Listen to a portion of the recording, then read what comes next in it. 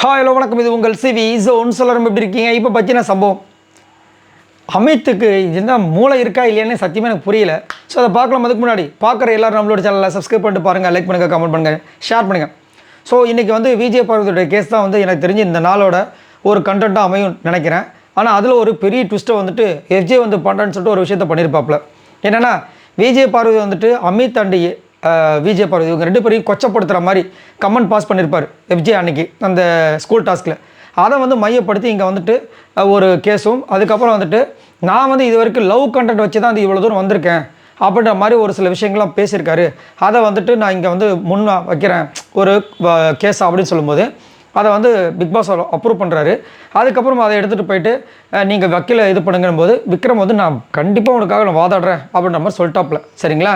இப்போ என்னென்னா அதில் வந்து சம்மந்தப்பட்டது யார்? அமித். எஃப்ஜே என்ன பண்ணுறப்பல கொஞ்சம் யோசிக்கிற மாதிரி அமித்தை போய் கூப்பிட்றாரு. அமித் அதை செக் பண்ணுறாரு. சரி நான் வாதாடுறேன்னு சொல்லிட்டு செக் பண்ணி பார்க்குறாரு. அப்புறமா தான் தெரியுது அதில் வந்து அமித் தான் வந்து விட்னஸ்ன்னு ஓகேன்றாரு. என்ன ஓகேன்றாரு? அப்படி பார்த்தா பிக் பாஸ் வந்து கலாச்சி அமைச்சிட்டார். எப்படி அமித் உள்ளே வருவார்? இந்த கேஸில் அவர் சம்மந்தப்பட்டிருக்கார், எப்படி ஜட்ஜாகவும் இதுவும் வருவார், வக்கீலாகவும் வருவார்னு கலாச்ச உடனே அப்புறம் அவர் வந்து சபரிக்கிட்ட போயிட்டார் எஃப்ஜே. அப்போ வந்து விஜய் பொறுத்து கிளிக்கிறாங்க.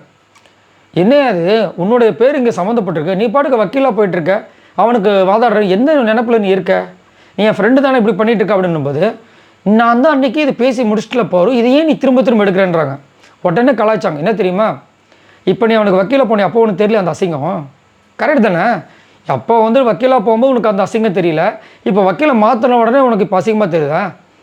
உன்னையை நீ தான் கொச்சப்படுத்திருக்காங்க, நீ தானே அன்றைக்கி ஃபீல் பண்ண, என்னை வெளியில் வந்து இவ்வளோ பேர் பார்ப்பாங்க இந்த மாதிரி நீ சொல்லிட்டேன்னு சொல்லிட்டு அஃபெண்ட் ஆனல, என்னையே வந்துட்டு அது மாதிரி துரோகின்னு வேறு சொன்னல, இப்போ வந்துட்டு இன்னமும் அதுக்கு வந்து வாதாடுறமே அவனுக்கு போய் வக்கீலாக போயிட்டுருக்கேன்னு சொல்லிட்டு பூச்சி கலாய்ச்சாங்க.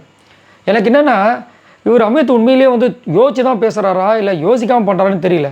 அப்போ வந்துட்டு நான் வந்து வக்கீலாக வாதாடுறேன்னு சொல்லிட்டு எஃப்ஜே கிட்ட இருக்கும் சிரிச்சிட்டு இருந்தார். அந்த வக்கீல் இதுன்றதை கேன்சல் பண்ணோன்னே அப்படி முறைச்சிக்கிட்டு போகிறாரு.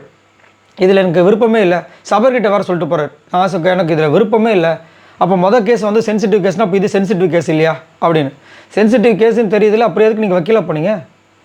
இவருக்கு வந்தால் ரத்தம், மொத்தம் வந்தால் தக்காளி சட்னின்ற மாதிரி இவரும் பண்ணிட்டு இருக்கார் வர ஒன்றும் சொல்கிறதுக்கான வச்சு செஞ்சாங்க. விக்ரமும் விஜய் பார்வதியும் வச்சு கலாய்ச்சாங்க. இதை பற்றி உங்களோட கருத்துக்களை சொல்லுங்கள். பாய் நண்பர்களே.